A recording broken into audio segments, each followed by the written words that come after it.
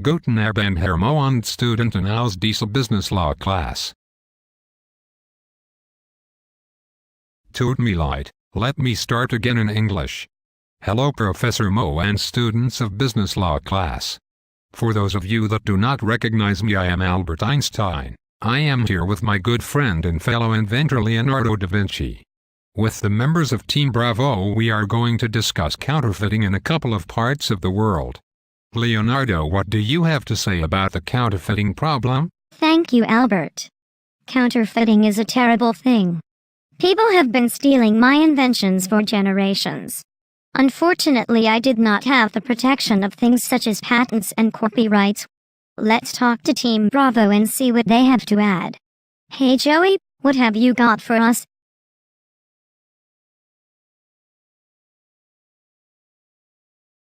Thank you, Joey. It is no secret that counterfeiting is not limited to China and brick-and-mortar street vendors and mom-and-pop shops. In fact, the advent of the cyberspace has only compounded the problem. An article posted from ABC News on November 26 reported that the Homeland Security Department recently seized 132 global internet domain names in an international effort to thwart websites that sell counterfeit merchandise just in time for Cyber Monday.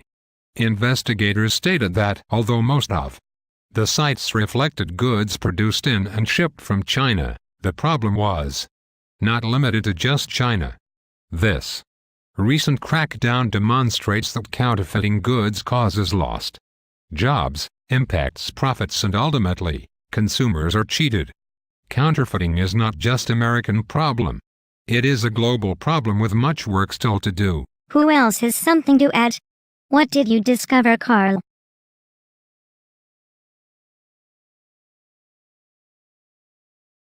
Chinese officials have so far found a total of 23 fake Apple stores operating across the country.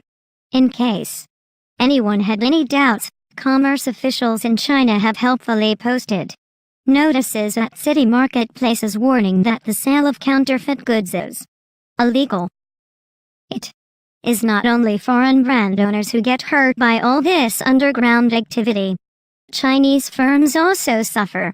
According to the U.S. Embassy official, China leads the world in trademark applications. It ranks first in design patents, having processed nearly 50,000 last year alone. It also has the world's highest caseload for intellectual property rights litigation, with only 3% brought by foreigners. Leonardo, these are some good points. Let's talk to Brad and find out what he has discovered. Hi Brad, what have you got for us?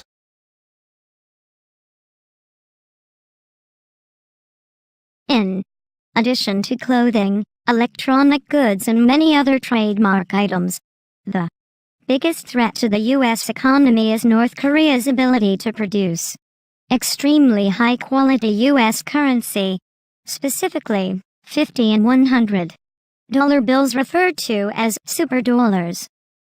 They have perfected printing technologies and buy the same ink from Sweden used to produce American currency.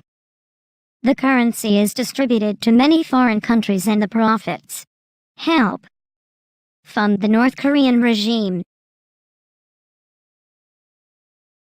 It has become a very serious problem over the last several years. The superdollars went into circulation about 10 years ago, and conservatively, North Korea is producing $15 to $25 million a year.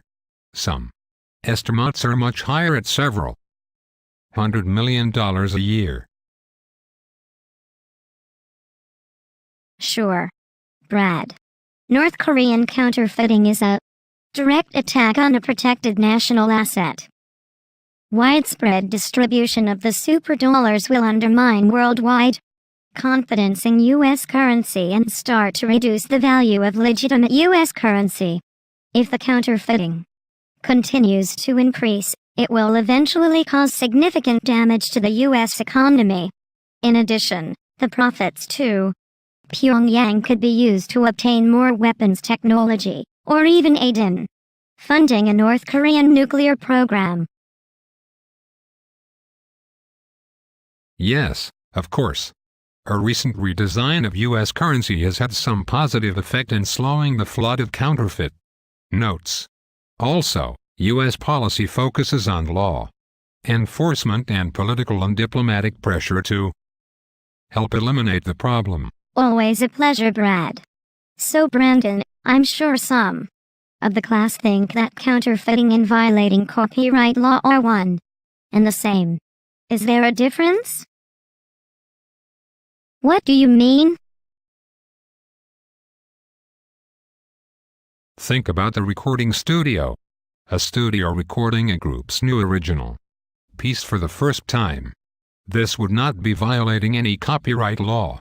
The producer at the studio applies for copyright for the new song the group recorded. Since the recording, the studio janitor has been selling copies of the new hit song to locals. Oh, the janitor would be violating the copyright. Exactly.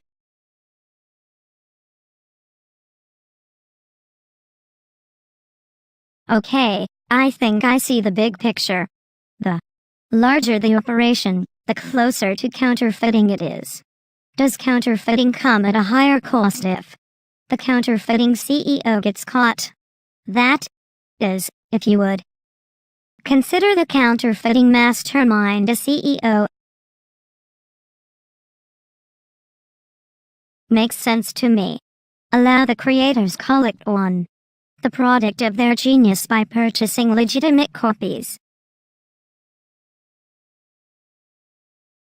Team Bravo, thank you for helping explain counterfeiting to the class. Does anyone have any questions for Team Bravo?